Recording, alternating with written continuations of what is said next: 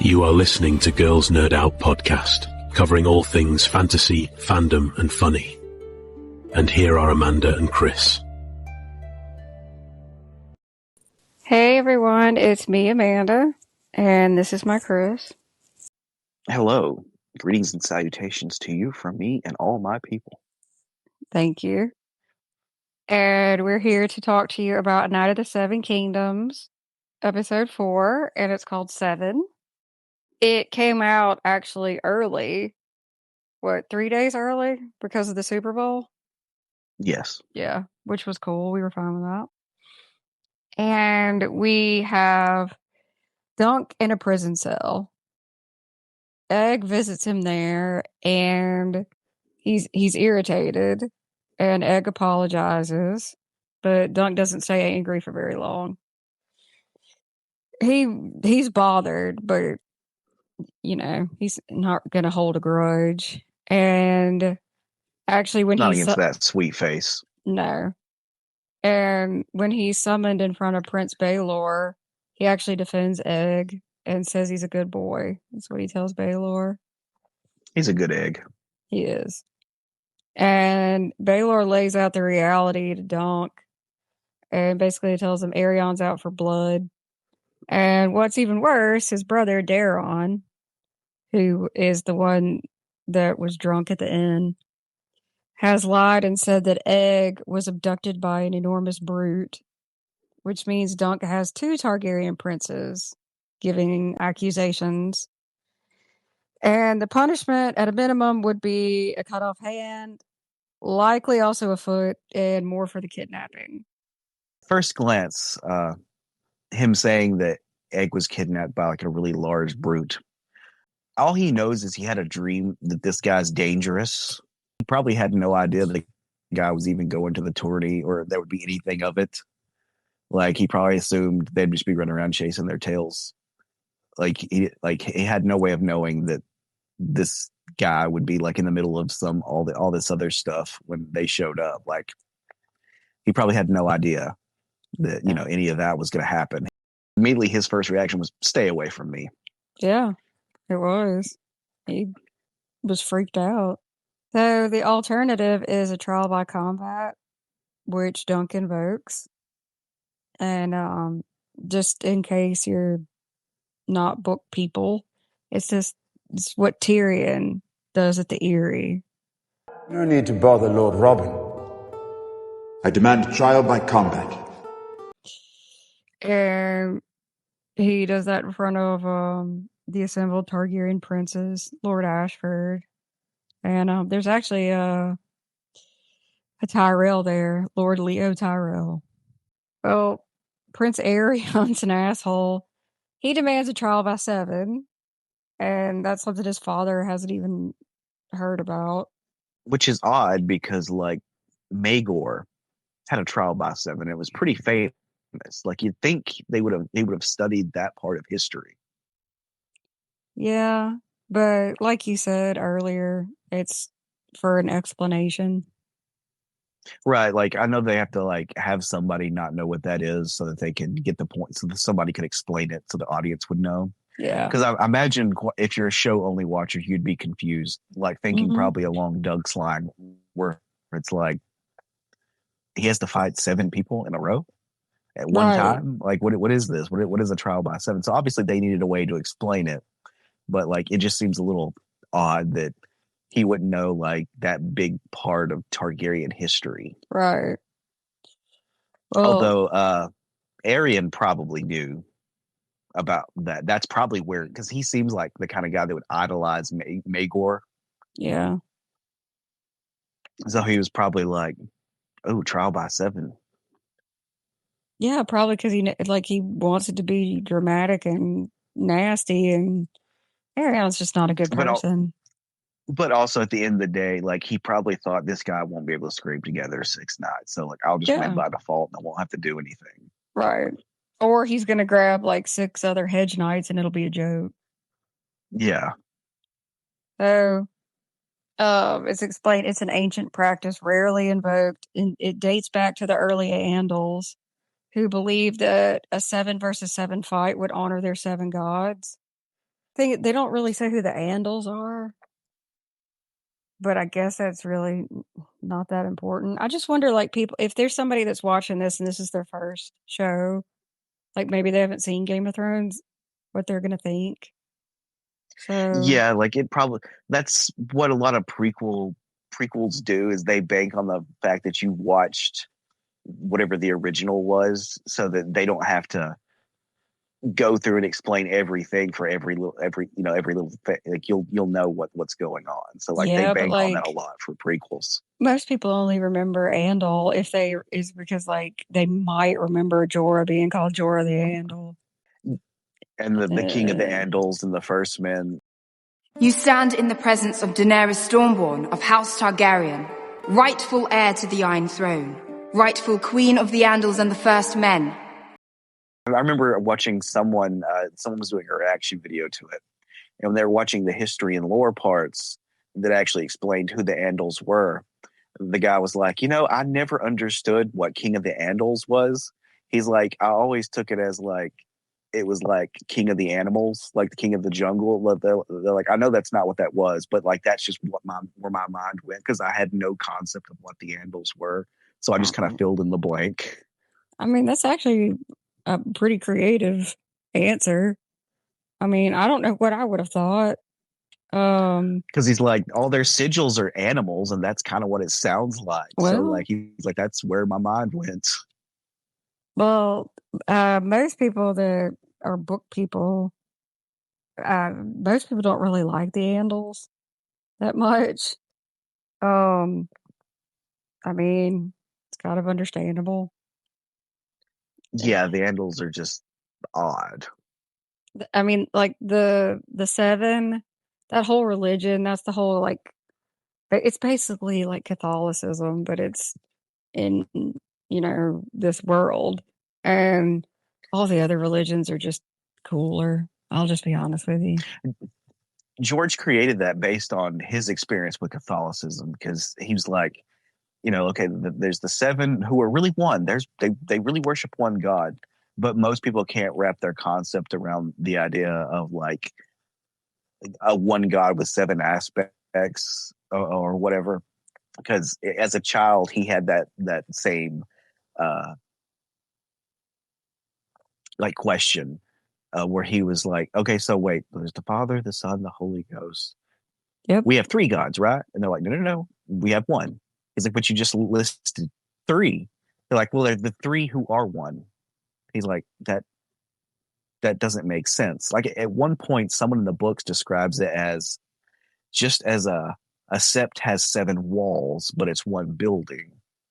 Honestly, I think someone may have explained that to George as a kid, where it's like, no, it's still one building. There's just four walls,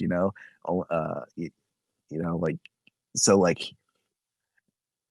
he tries to like put real world stuff in there, like Yeah. they say like if you're gonna be a writer, write what you know. So like, but I don't think the show even comes like the show does not, even Game of Thrones did not do a good job of explaining that. No. Like, I think most people watching it take the same view as the small folk in the series, where it's like, no, they're like, it's like a pantheon, right? Like it's like the Greek gods, when that's not the case. Mm-mm.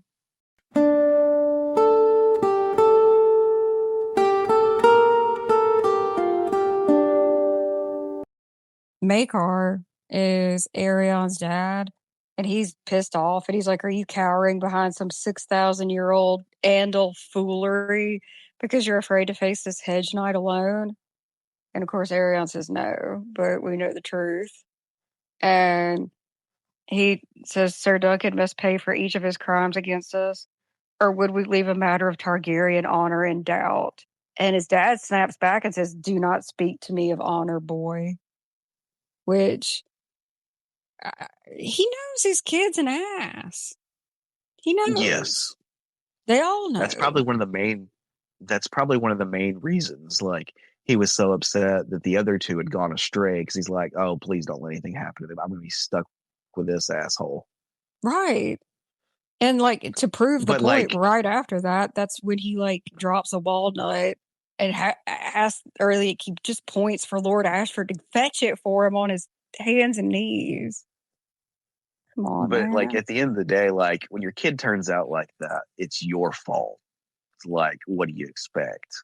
Like, there's so many parents we've seen in this series that are like that don't like their kids because they turn out rotten, but they don't do anything to like change that. They're just like, well, I mean, I guess that that's just how he turned out.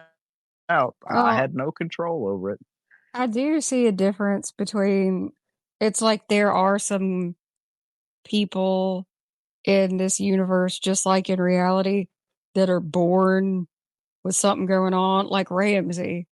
Did Reek corrupt Ramsey, or did Ramsey corrupt Reek? I don't know, but I think there is a difference. I think there are some that like earlier on, it's like, oh shit, something's going on, and then I think there's some that are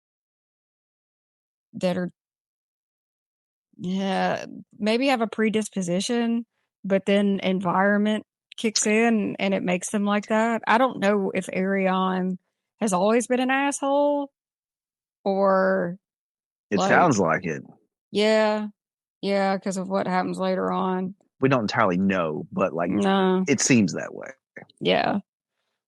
So what's going on now is like Dunk's freaking out because he needs 6 other knights. And he's upset because he doesn't feel like he has any friends. But Raymond Fossaway shows up when Dunk is like talking to his horses. And he brings him back to his tent where his cousin, Stefan Fossaway, promises Dunk his sword. And he leaves to go find friends to fight for Dunk. Then Daron arrives. And Dunk's not happy at all. And he puts a knife to his throat. Understandably. Yeah. Which it's a bold move because he's basically assaulting another Targaryen prince. But Dunk says they can only kill me once. And Daron's like, hold on, dude. And he's like, I dreamed of you. My dreams are not like yours. My dreams come true. Which is a very, very, very obvious parallel to Daenerys. I'm no ordinary woman. My dreams come true. It's definitely a callback. That's literally what she screams to the Spice King. Or a call forward. Yeah, true. I guess it's a call forward. I am not your little princess. I don't mind it because, I don't know, it links things together. So he dreams that it's Dunk and a fire, and there's a dead dragon, a great beast with wings so large they could cover the meadow, and it fell on top of you. You were alive, but the dragon was dead. And he says, did I kill it? And Daron is like, that I could say. And then he kind of trails off. We were dragon masters once. Hard to believe. Now they're all gone, but we remain. I don't care to die today. So there was a post made by Game of Thrones that was connecting the different shows with Targaryens that have dreams, but it's not explicitly explained. And actually, there was somebody that thought they were all greed seers. Yeah, that's not the case. Like which I mean, if you only watch the show, like I can see how you would think that, but dragon dreams are not the same as green dreams. Do you want to kind of explain the difference? Like a basic explanation? Well, green dreams, That's the it's not old gods. it's not explicitly stated how. Like in the history and lore videos, for example, they mention that over time the powers of the children of the forest began to develop and emerge. The first men, like no one knows how, and it's like it seems pretty obvious. Like they were banging, like Yeah. the children of the forest are capable of breeding with humans. I The think that's first why the men were crag men are more shorter. yeah. But the first men are the people, like that's the original people. And then the Andals came over, just in case anybody wants to know. So that's why they're the first men. So, but that's where the people with green dreams, that's where their power derives from, is from their distant descendants of children of the forest, like far enough back. And that's how like humans were able to warg and all this other stuff, because they couldn't do that originally when the first humans came over to Westeros. They didn't have those powers and abilities. It was strictly the children of the forest. But over time, it began emerging in people because of that. Whereas dragon dreams are a lot different. They're more rooted in ancient Valyrian blood magic. And I guess if you had to break it down into like the basic elemental source, green dreams are more earth magic and dragon dreams are more fire magic. mm-hmm. It's kind of like how you have ice whites and fire whites. They're both the same thing, but you get slightly different results depending on how you use it. Like for example, you have the whites that the others bring back, which are just seemingly mindless, just meat puppets. But then you have Cold Hands, who was brought back possibly with earth magic. He's like an earth white. Then you have ice whites, and then you have fire whites like Beric Dondarrion or Lady Stoneheart, and potentially Melisandre in the books. Like it's all the same thing, but like you get slightly different results depending on what element of magic you use. Right. And dragon dreams, a lot of them are like if something big is going to happen, and so that's why Darren's pretty freaked out. It seems like I don't know. I feel like green seers have more detailed dreams, and dragon dreams have to be interpreted more. It seems like to me, but I mean, we don't really know. Dragon dreams are also a little bit more horrific. Like it seems like they're more, it's more of a prophetic nightmare. Mm-hmm. Whereas a green dream is just like, it's a dream. It's mild and pleasant. Even if you're, foretelling calamity and doom, it's more easygoing. Whereas even like if you're getting visions of something that's not that dramatic, with a dragon dream, it's still going to be fire and blood the whole way through. Like it's not going to be pleasant.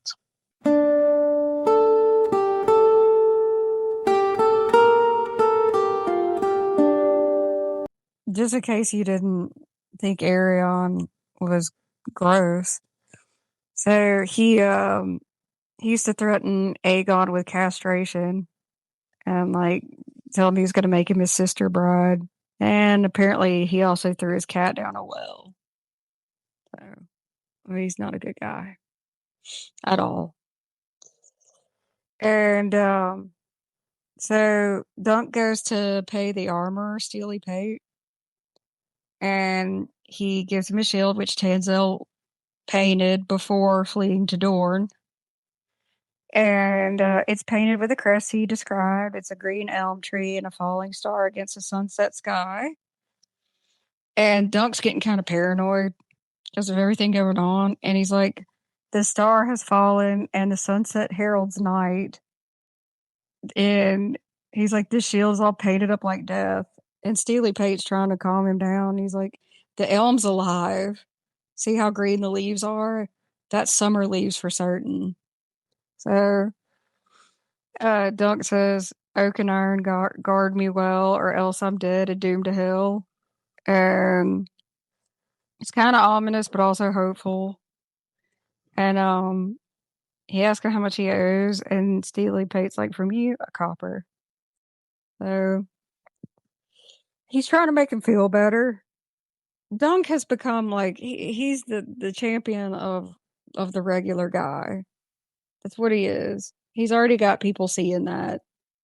I mean, it's like he's just likable as hell, and he gets himself into some stuff multiple times. Like there was a line from the novella that I wish had been included, where I think at one point I don't remember exactly. It's been a while since I read it, but it's something along the lines of like the small folk are cheering him when he's searching for knights to join his cause, and he's like, who am I to you?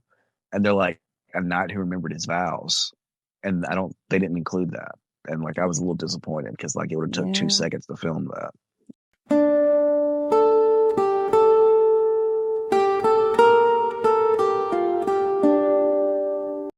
The morning of the trial, Dunk finds his knights assembled. We've got Sir Humphrey Beesbury and Sir Humphrey Harding. On my live stream, I had people asking why Beesbury was there. And the reason this is so confusing is because apparently Beesbury had some scenes and they were cut. So the only way to know this is to look it up. They're brothers-in-law, Beesbury and Harding, and they're both Humphrey. And Harding is the one that was defeated by Aegon earlier. He stuck the lance through his horse's neck, which was shady.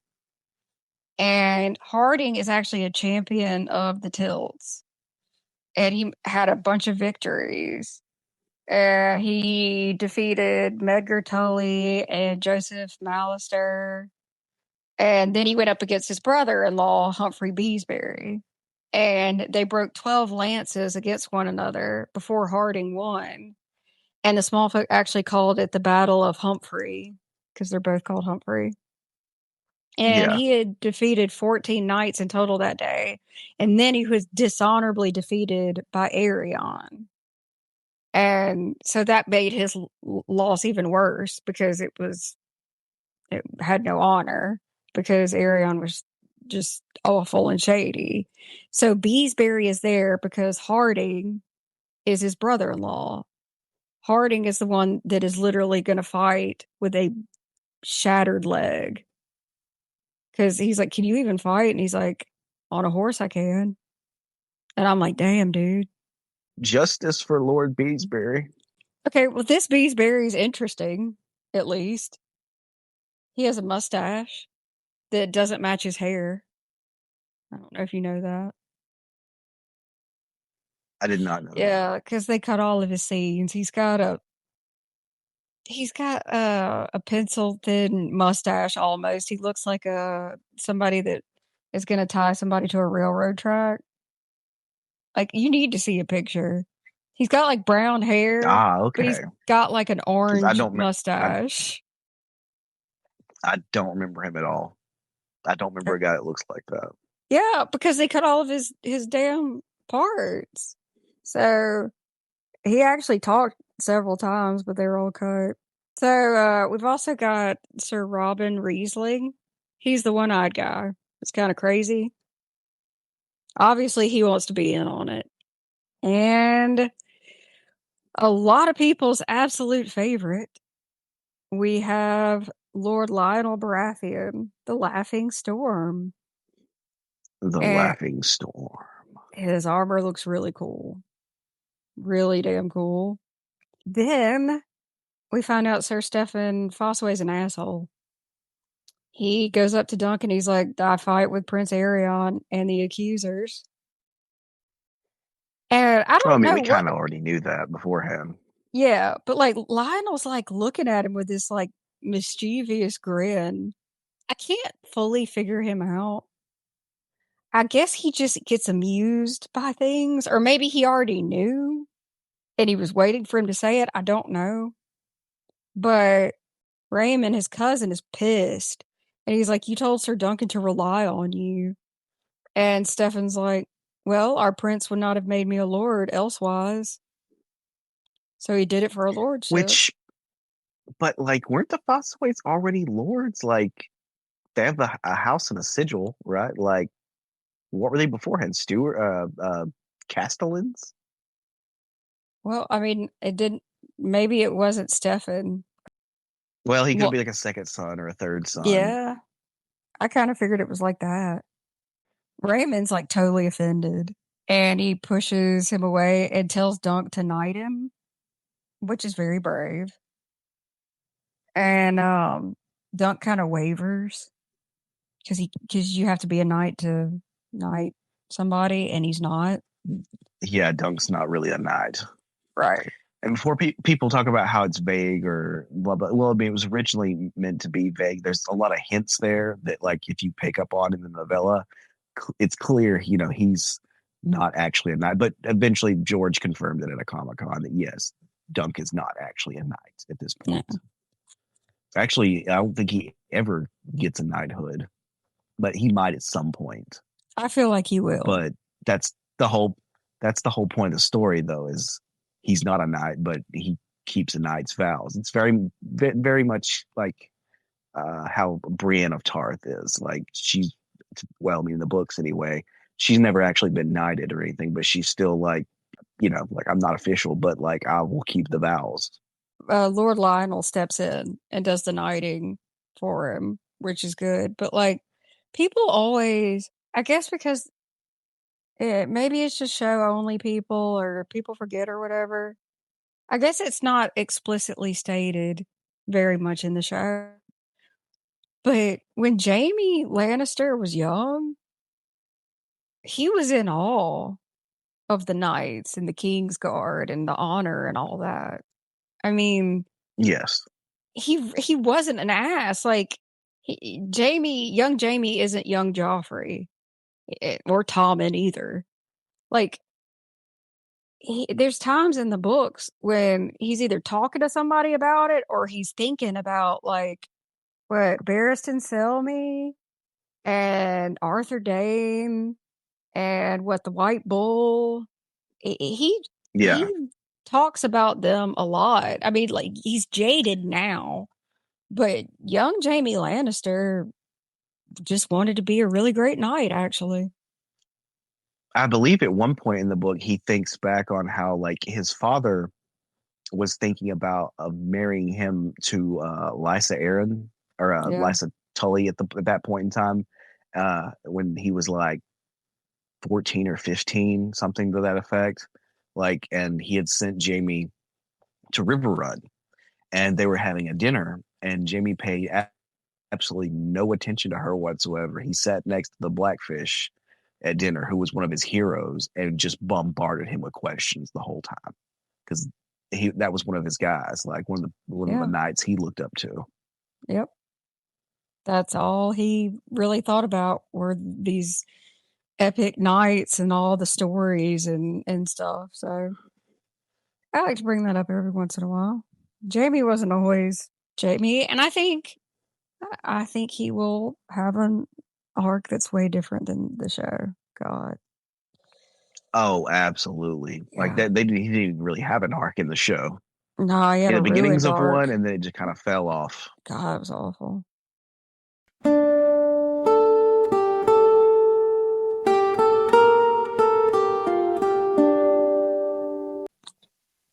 Dunk still has just 6 knights. It's really, really cool. He rides out in front of the stands, and this is so brave. Considering, like, I mean, he's a dude from Flea Bottom. He's like, I know none of you remember Sir Arlen of Pennytree, but I was his squire. We served many of you, ate at your table, slept in your halls. He was a good man. He taught me how to be a knight, not just sword and lance, but honor. A knight defends the innocent. That is all I did. I was not Sir Arlen's blood, but I followed his example, as your sons will follow yours, who will stand and fight with me. And then this tall, bearded man stands up, and the crowd gasps, and it's the Brute of Bracken. And he just farts. Never trust a Bracken. Like, Mm-mm. I'm Blackwood all the way. The Brackens suck. Oh, this solidified it for me. I mean, come on. He just farts. Really.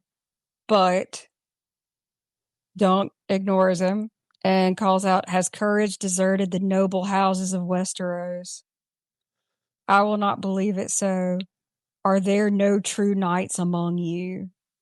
Imagine how that would have gone, like, if he had gotten up to fart and then it come out silent, and like no one heard it, and he was just standing there, like, and everyone's like, "So are you gonna fight for us?" And he's just like slowly sits back down, like, just never trust a fart. sometimes Oh. they're loud, sometimes they're not. Like that could have gone bad for him. The dude probably shit himself, honestly. I don't think he cared. Well, at that point, you gotta do something to get the sound out.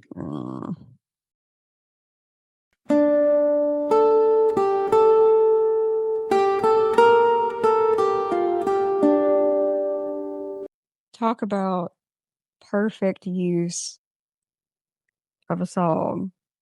The gates creak open. Another knight rides into the field. In black armor, you see the Targaryen sigil upon his chest. Prince Baelor rides onto the field.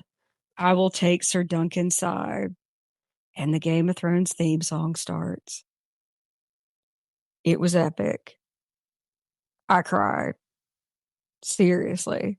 It was such a good use of the theme song. It was perfect. Yes. It was so good. And Maekar comes up and he's like, have you lost your senses? This man attacked my son. And Baelor says, this man protected the innocent, as every true knight must. Let the gods decide if he was right or wrong.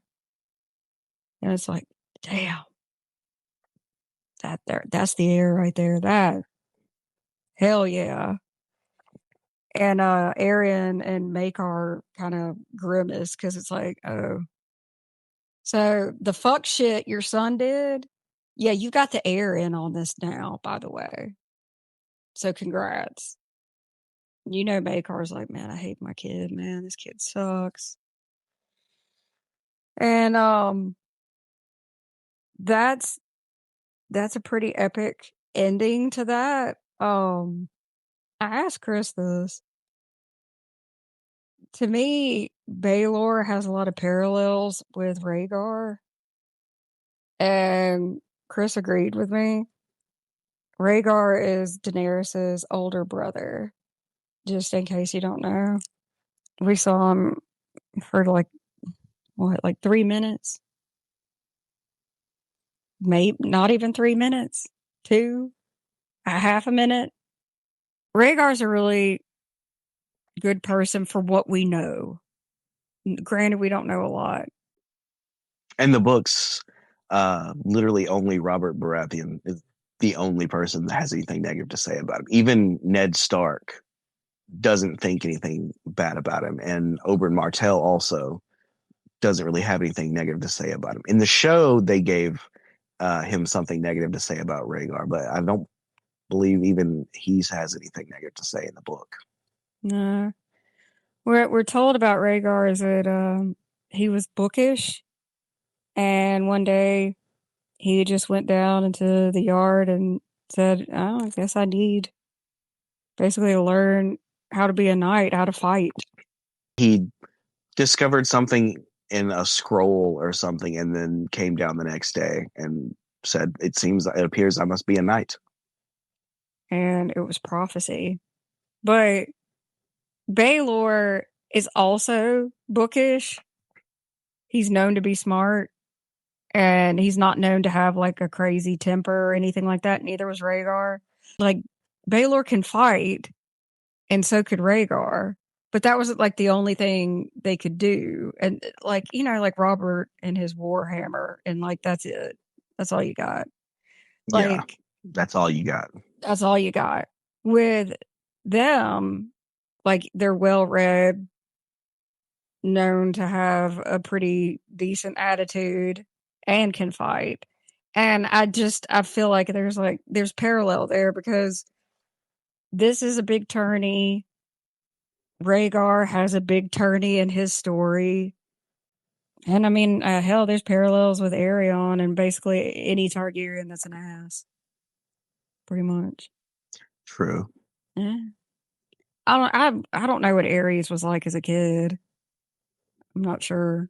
Well, everyone said he started out appearing like he was very charming. He was very capable. Everyone had high hopes for him. But it makes me wonder, like, was that real or was he pulling some Joffrey shit? Because you know how Joffrey could be so charming. I don't know. Joffrey could fake it. I think it was true. I think because everyone liked him at first, like everyone Because like at this point in time, people are looking back, talking like if he had anything going on in his youth, like they're already crapping on him now. Like, why would they bother lying about how he was when he was young? True.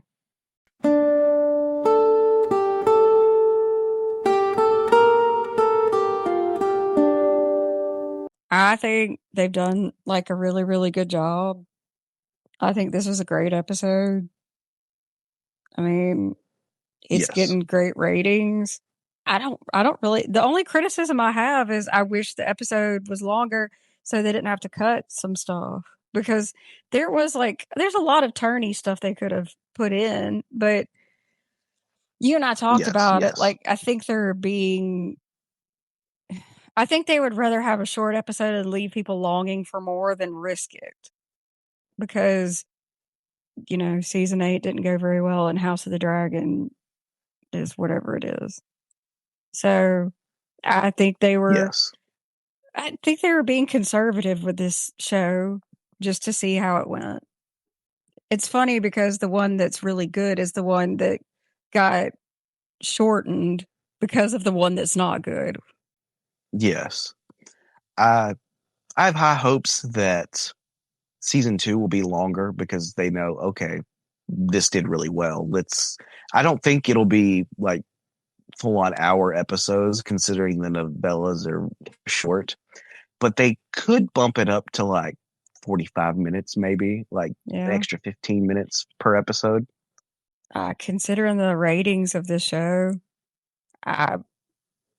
they might, yeah. I mean, it's doing really well. I'll be honest with you. I'm like multi-platform, so I'm looking around, and this is the first thing that's really got people leaving a lot of positive comments and stuff. Like, we haven't had people this excited since midway through Game of Thrones, really. I mean, season 1 of House of the Dragon, people were like, when it was coming out, people were like, okay, I mean, it seems like it's the trailers aren't terrible. Like, we'll just have to see how it plays out.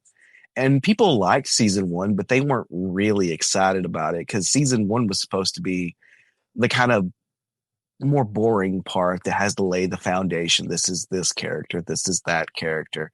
This is how the ones that don't get along. These are the ones that do get along. Like, it's the slow build up, and it did have like some really good parts, but that's just the laying the foundation part. So it's going to be a little, like there's, how do I put it? Like, everyone was kind of scarred from the final season of Game of Thrones. So like everyone was a little cautious, and they're like, okay, this is good. Let's see where it goes. And then we got season 2, and it's like, oh God, like this is what we were worried about. It's awful. It's terrible. But you have Dunk and Egg in the same situation where it's like, well, we have to lay the groundwork. This is that. And they excelled at it. Yep. Like, this reminds me of like the early seasons of Game of Thrones where it was mostly people just kind of sitting around talking, but it was so captivating. You just watch it. Yep. And like, you don't need a whole lot of sword fights and action and all this other stuff, because like it's mainly supposed to be for like the politics and the scheming, which is people sitting around talking.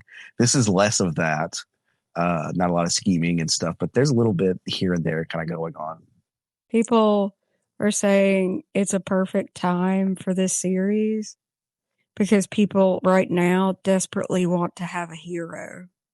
They're talking about like the political climate and everything like that. Like, there's a lot of people that would love to have a hero right now. I don't care what your beliefs are or whatever. It's kind of cool because, it's a great show. I'm very impressed with the acting. It's good timing, and I don't know. It feels good to be proud of the something in the fandom again. It's nice to see like a badass Targaryen like roll out and have the theme, and it's like, all right, great, I love this. So I'm happy about it. 10 out of 10. I give it a 9 out of 10. Fine, I'll agree with the 9 because I just wish there was more of it. That's about it.